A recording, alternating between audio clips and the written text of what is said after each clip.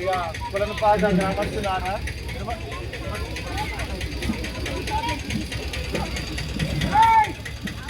Hello ఇక కులనపాక గ్రామస్తులారా మీకు అందరికీ క్రిస్మస్ శుభాకాంక్షలు తెలియజేస్తున్నాము. మీరు చూసుకుంటే ఈ డిసెంబర్ మాసం ఈ డిసెంబర్లో 25వ తారీఖున లోకమంతా క్రిస్మస్ పండుగను జరుపుకుంటుంది. ఈ క్రిస్మస్ శుభదినాన్ని పురస్కరించుకొని మేము అందరికీ శుభాకాంక్షలు తెలియజేయడానికి మీ దగ్గరకు వస్తున్నాము. మీ అందరికీ క్రిస్మస్ శుభాకాంక్షలు తెలియజేస్తున్నాము. దేవుడు లోకాన్ని ఎంతో ప్రేమించాడు. తన ప్రేమను వ్యక్తపరచడానికి తన ఏకైక కుమారుణ్ణి మన కొరకు ఇచ్చాడు. అదే క్రిస్మస్.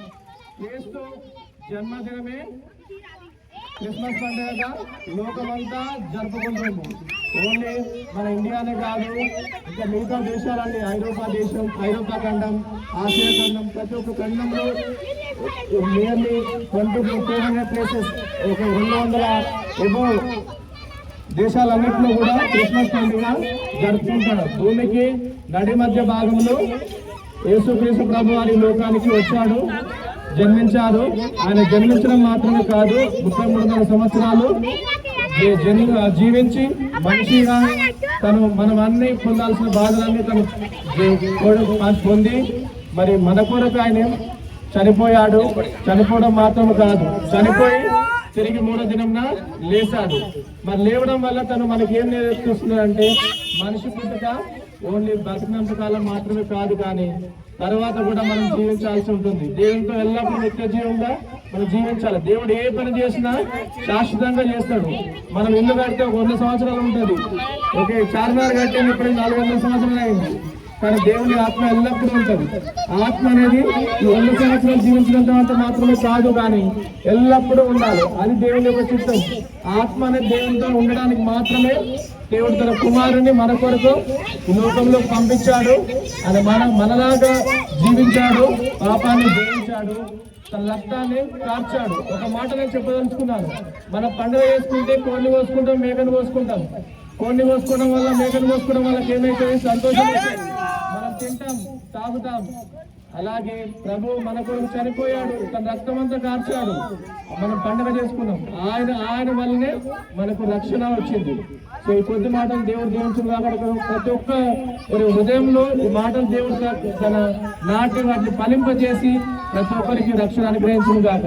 కోనపా గ్రామం నిశ్చయముగా రక్షణలోకి వచ్చును గాక.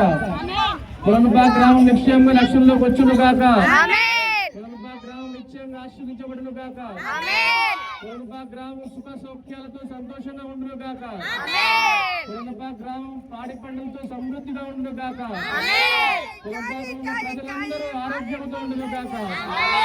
కోనపా గ్రామంలో ఉన్న ప్రజలందరూ సంతోషముతో కుల మత భేదం అనే లేకుండా సంతోషముగా ఉండును గాక.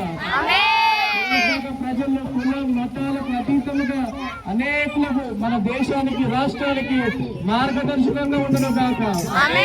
దేవుడి మాటలన్నింటినీ తన కృప ద్వారా ఖచ్చితంగా నెరవేర్చును గాక. ప్రార్థన చేసుకుందాం. పరిశుద్ధుల ప్రేమ కృప కలిగిన తండ్రి, నిజమైన శ్రేష్టమైన పాఠముల పొందడానికి స్థితులు గెలుస్తుంది ఆయన. అయ్యా మరి ప్రభా నీకు ఆశ్రయింపవరకు ప్రభా నీ మాటలు ఇప్పటి ప్రభా నీ గుణాలు రక్షణ లేని ప్రజలకు రక్షణ గురించి ప్రభా నీ వర్తమానాన్ని తెలియజేయడానికి ప్రభా చెప్తుంది. అయ్యా సౌభాగ్యాన్ని మాకు అనుగ్రహించిన ప్రభు నీ పొందాలి. నీ మాటలు విన్న ప్రతి మాట ప్రభా వేసే రక్షకుడు, పరిశుద్ధుడు, నీతివంతుడు. ఆయన నమ్ముకుంటే మోక్షం, పరలోకం, వైకుంఠం, నమ్మకం, నిత్యం నరకం అని తెలుసుకుని ప్రభా మొదలు గ్రహించి ఈ మాటలు విన్న ప్రతి వ్యక్తి, ప్రతి దాసుడు, దాసురాలు, ప్రతి యవనస్తురాలు వారు ప్రభు బిడ్డలుగా మార్చబడను గాక.